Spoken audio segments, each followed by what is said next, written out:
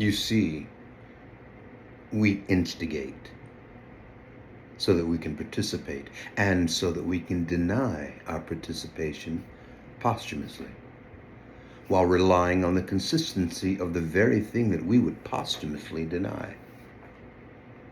You see, I'm a bigot by virtue of my cultural and community upbringing, and yet I am a man for all times and all seasons, her brother and his sister, willing to stand forth in the living room of my discontent and call the world to task for its improprieties and inconsistencies, while stroking the fur of my intolerances and offering them treats and sweetmeats by candlelight.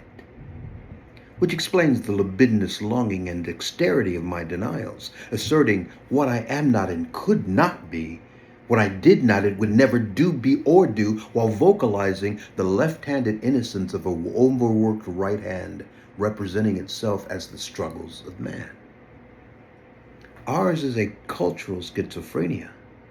Impurities and uncertainties longing for purity and certainty.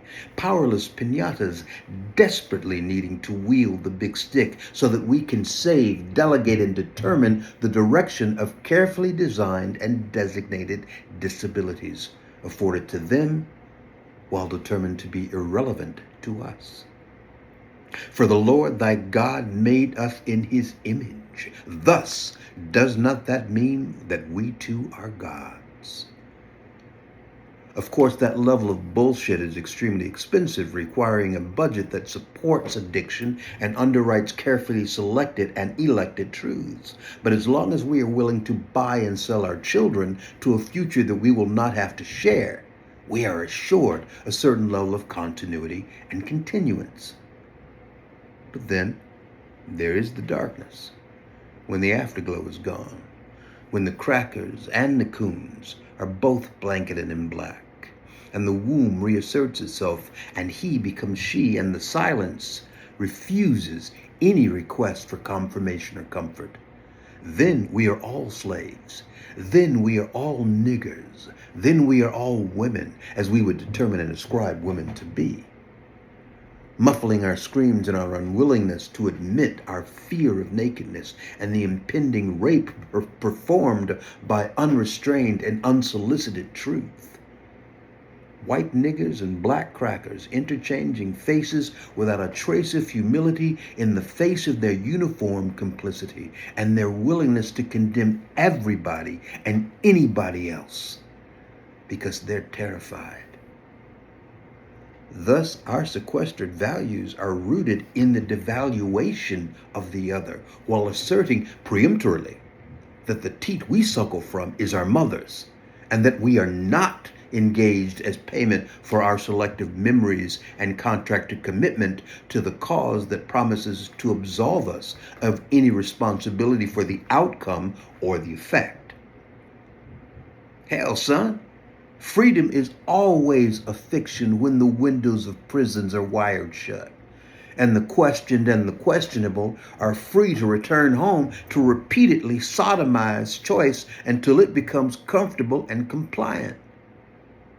But mine is not to judge or point a crusted finger, for I too have run from ghosts and the fatal fiction of my own despair, addicted to anything and anyone that would absolve me of responsibility while promising access to the kingdom of heaven, where God and his angels sleep naked under an awning on the back porch stairs.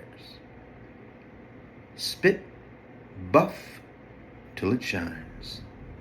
I can't count the number of times I cursed fate while leaving behind an assortment of fabulous fictions used to blanket a carefully constructed lie, or the number of times that I made a cavalry's promise only to slip away under the cover of night, cursing myself for the strength of my weakness and the dexterity of my cowardice, and my acts of theft which I was helpless and unwilling to resist or deny. You see, it's that hunger to be right that just messes with you, that makes you stand right next to a thing and swear at something else, that makes a country and its people point the finger of accusation and failed accountability while overlooking its own closeted improprieties.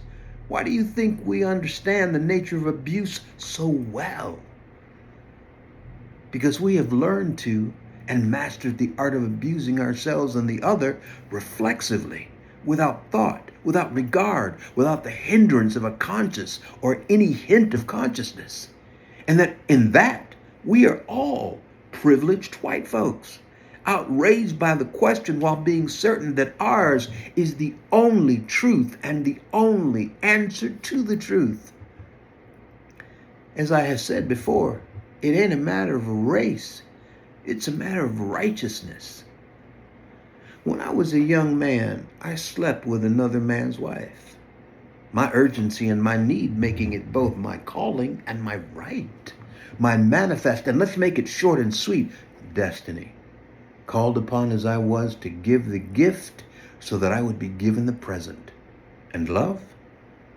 As I have said elsewhere, I have never loved since the wind that was, which was, long before this.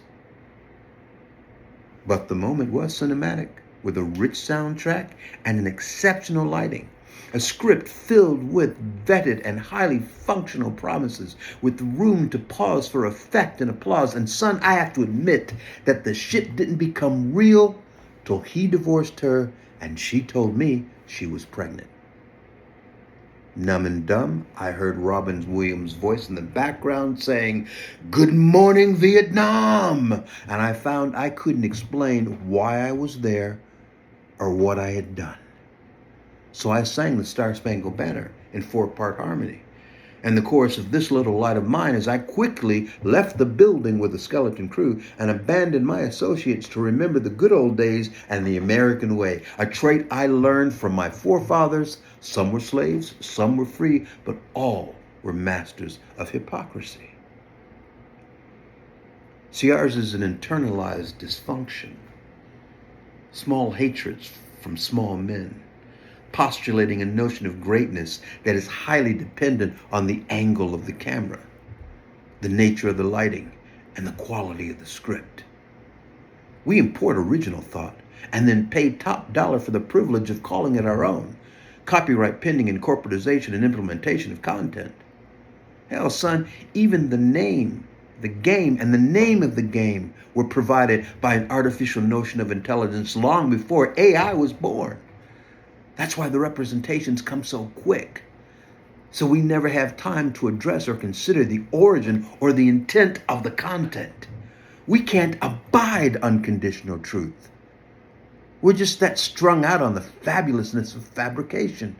Dressed up in fellowship and the divine, we place bets on and invest in the end of days, hoping that the God we frequently turn to don't actually exist, so that we don't have to pay the penalty for our perjury and misrepresentation, for our letting our hand linger in Lucifer's pocket while he assures us that the feeling is worth the fine.